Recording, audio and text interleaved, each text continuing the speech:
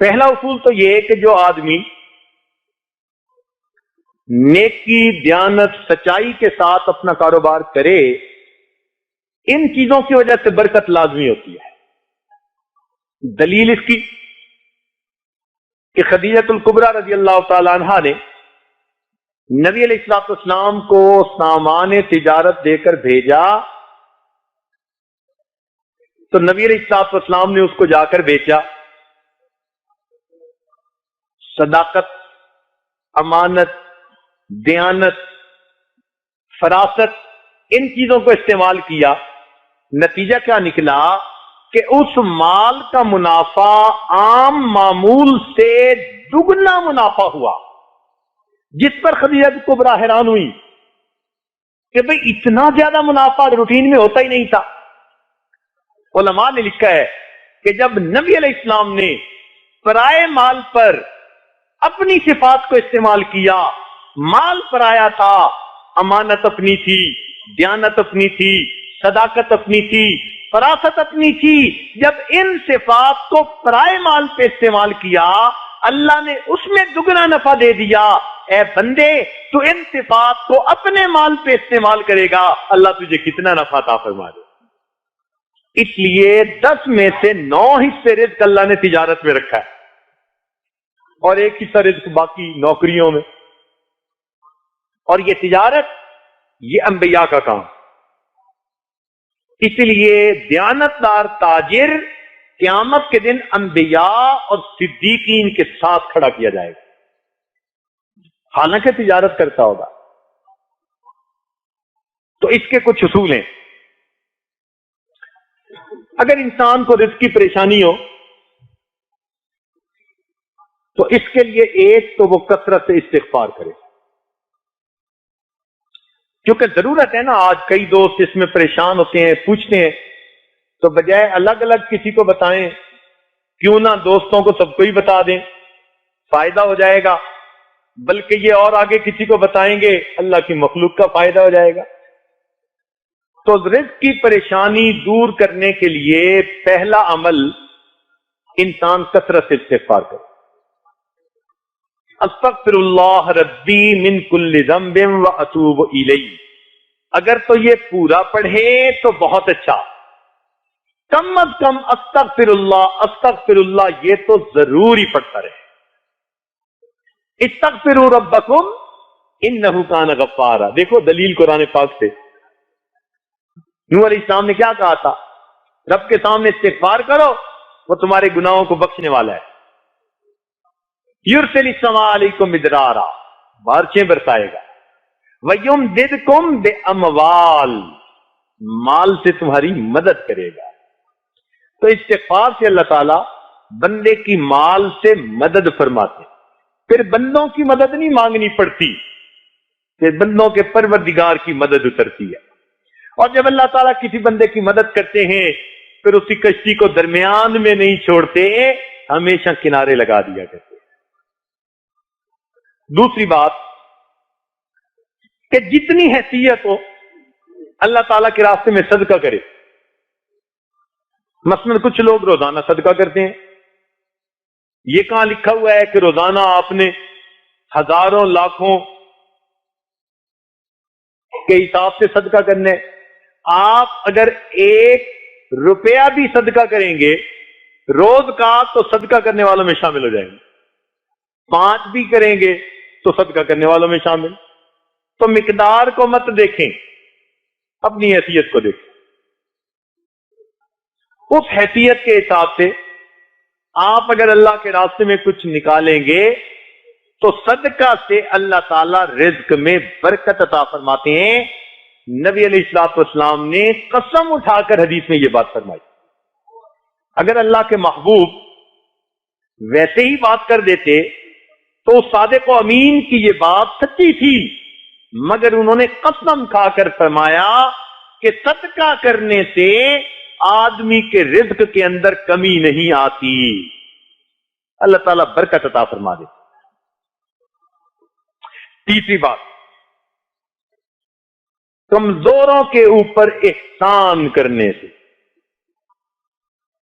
کوئی handy capped ہے، بیوہ ہے، یتیم ہے، مسکین ہے، چھپ کے اس کی مدد کرنا، پتہ ہی نہ چلے۔ صحابہ کرام کے اندر یہ بڑی صفت تھی کہ وہ ایسے کام کرتے تھے اور کسی کو پتہ بھی نہیں چلنے دیتے تھے۔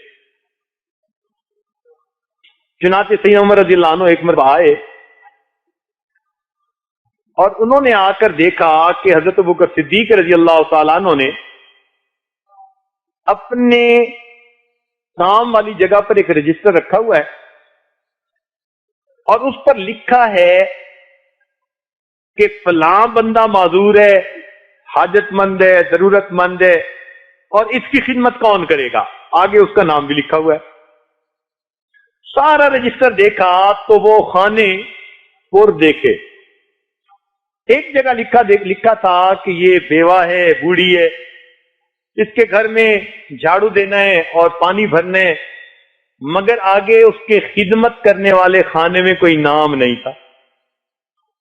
انہوں نے رجسٹر دیکھا، انہوں نے نیت کر لی، اچھا بھائی اس کی خدمت میں کر لوں گا۔ چنانچہ اگلے دن فجر کے بعد اس کے گھر پہنچے، دروازے پہ دستک دی، اماں میں آپ کی خدمت کے لیے آیا ہوں۔ انہوں نے کہا جی خدمت کرنے والا تو آیا تھا، وہ خدمت کر کے چلا گیا۔ اچھا چلو میں کل فجر سے پہلے آ جاؤں گا۔ اگلے دن عمر رضی اللہ تعالیٰ عنہ تہجد پڑھنے کے بعد فجر سے پہلے ہی اس کے دروازے پر پہنچے کہ میں اس کی خدمت کروں گا، جھاڑو دوں گا، اس کا پانی بھر دوں گا۔ دستک دی، بڑھیا نے کہا جی کہ وہ تو کوئی آیا تھا، پانی بھی بھر گیا، جھاڑو بھی دے گیا۔ اچھا، وہ بھی عمر بن خطاب سے کہنے لگے اچھا پھر میں دیکھتا ہوں۔ اگلے دن عشاء پڑھ کے وہ راستے میں ایک جگہ چھپ کے بیٹھ گئے، کہنے لگے اب دیکھتا ہوں کون جاتا ہے خدمت کرنے والا۔ آدھی رات، جب گہری رات تھی نا، اس وقت اچانک انہوں نے دیکھا کہ کوئی آہستہ آہستہ قدموں سے اس بڑھیا کے دروازے کی طرف جا رہا ہے۔ اللہ نے کھڑے ہو گئے، کہنے لگے من انتا، تو کون ہے؟ یہ پوچھا تو آگے جواب میں امیر المومنین سیدنا صدیق اکبر عنہ کی آواز آئی کہ میں ابو بکر ہوں۔ امیر المومنین آپ؟ کہ ہاں میں اس بڑھیا کی خدمت میں کرتا تھا اور میں نے اپنا نام لکھنا مناسب نہیں سمجھا تھا، اس لیے تمہیں خانہ خالی نظر آیا، ورنہ اس کا پانی تو میں رات کو آ کے بھر دیتا۔ اتنے میں انہوں نے کیا دیکھا کہ امیر المومنین کے پاؤں میں جوتی نہیں تھی۔ تو عمر رضی اللہ عنہ نے پوچھا امیر المومنین رات میں آپ ننگے پاؤں گلیوں میں چل رہے ہیں؟ امیر المومنین نے کہا ہاں، میں جوتا اس لیے نہیں پہنتا، میرے جوتوں کی آواز سے کسی کی نیند میں خلل نہ آ جائے، میرے جوتوں کی آواز سے کسی کی نیند میں خلل نہ آئے، میں رات کو ننگے پاؤں چل کے اس بڑھیا کا پانی بھر دیتا ہوں، اس کے گھر میں جھاڑو دے دے۔ ایسا اللہ کی رضا کے لیے کام کرتے۔ تو ہم بھی اگر کسی پر احسان کریں تو یوں چھپ کے کریں۔ آج تو ہماری حالت یہ ہے نا کہ ہم دائیں ہاتھ سے گناہ کرتے ہیں، بائیں کو پتہ نہیں چلنے دیتے، ایسے چھپ کے گناہ کرتے ہیں۔ صحابہ کرام دائیں ہاتھ سے صدقہ کرتے تھے اور بائیں ہاتھ کو پتہ نہیں چلتا تھا۔ امام زین العابدین رحمۃ اللہ علیہ جب ان کی وفات ہوئی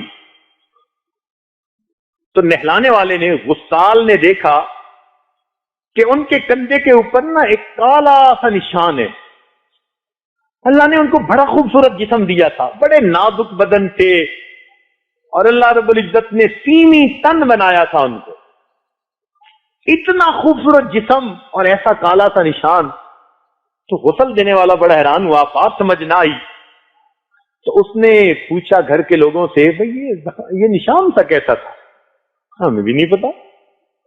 بات ان کی اہلیہ تک پہنچی، جی نشان کیسا تھا؟